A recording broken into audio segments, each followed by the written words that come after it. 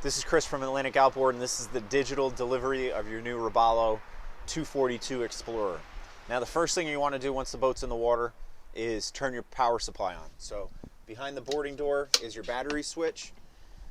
You have the option for off, battery 1, battery 2, or both. I always recommend turn it to 6 o'clock, which is both batteries.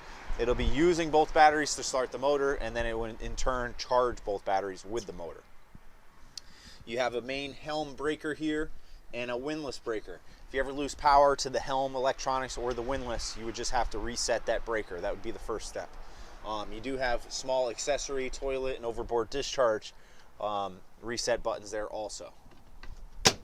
This is your boarding door, so once you're in the boat, you can simply close it. The back of the boat here, you do have your freshwater shower. So I'll show you how to turn the switch on for that on the dash, but that's where that is located. Once you turn your power on, the next thing you want to do is install your safety lanyard. The motor will crank but won't start unless you have that engaged. So it's a simple horseshoe shape, slides on that button, and then it'll allow you to start the motor.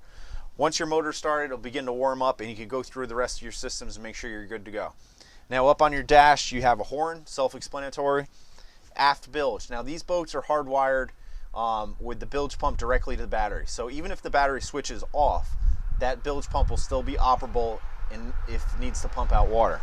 Now, if you want to manually turn it on, you can flip the switch and it'll pump any residual water that's in that bilge out. You just want to make sure you remember to turn it off so you don't burn out that pump. Your spreader lights overhead, you flip that switch, it'll turn on the lights in the hardtop.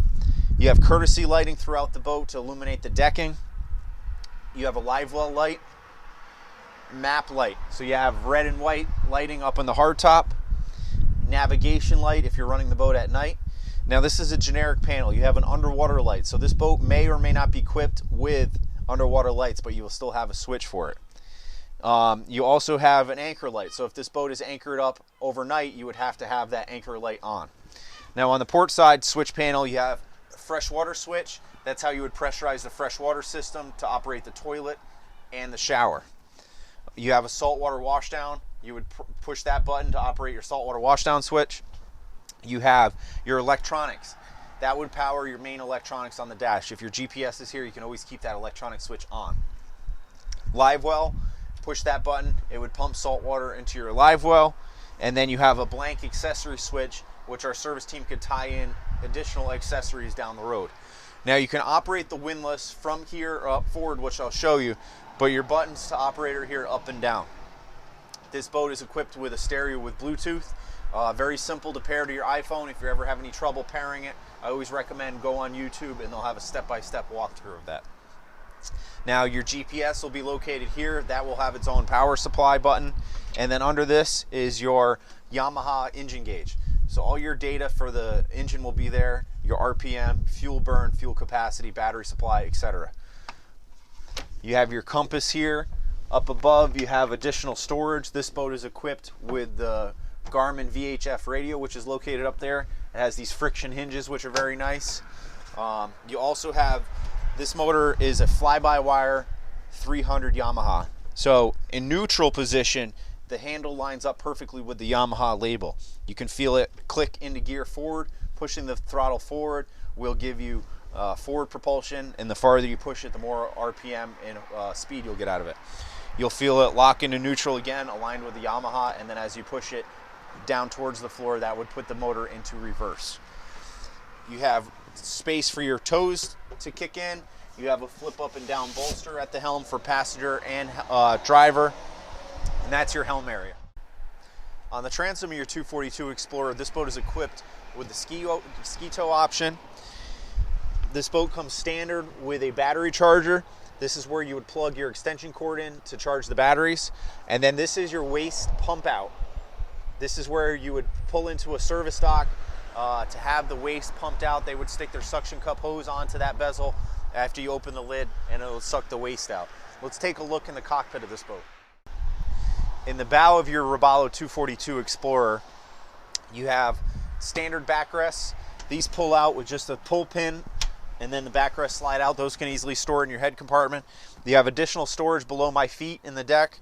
You have storage under each seat.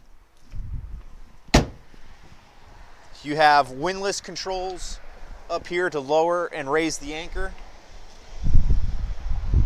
Under your lid here, you have your pulpit with your windlass. You're going to have a safety lanyard to attach to your chain. Make sure you remove the lanyard before you start operating the windlass. And then you also have a saltwater washdown connection. So if you connect a hose there, you flip the switch on the dash, you'd be able to wash the mud or sand off your anchor. You have an additional storage compartment up front here. This is where your bow table would mount. Okay, I'll show you in a moment inside the head compartment where those table legs and the support brackets go. So it'll mount into here. It doubles for two things. You could use it as a bow table or a filler. So there's going to be two separate legs. There's going to be a shorter leg for the filler and a longer leg for the bow table. Let's take a look inside the head compartment. Inside the head compartment of your 242 Explorer, you're going to have a light with a push button to activate it. You can see you have a black switch with an indicator, so that will tell you the level of your holding tank, whether it's empty, full, or half full, and it'll have a light to indicate that. Now when you want to flush the toilet, you simply hit the switch. It'll add water to the toilet and flush. Now over on the other side, you can see the legs I discussed earlier for your bow table or your forward filler cushion, and then you have a light for venting and natural light. This door is also equipped with a lock, so you can lock your personal items below. In your 242 Explorer, there's bilge access under my feet here, and there's additional access to get to your bilge pump in the engine well. There's an inspection plate there that you can unscrew, and that'll allow our service team to reach the bilge pump directly from there. If you ever have any debris that's holding up your float switch, you could unscrew that and spray it with a hose. In this engine well is also the fresh water fill. You would simply unscrew this, stick your garden hose in there, and let it fill up till it overflows. And that's how you fill your freshwater tank.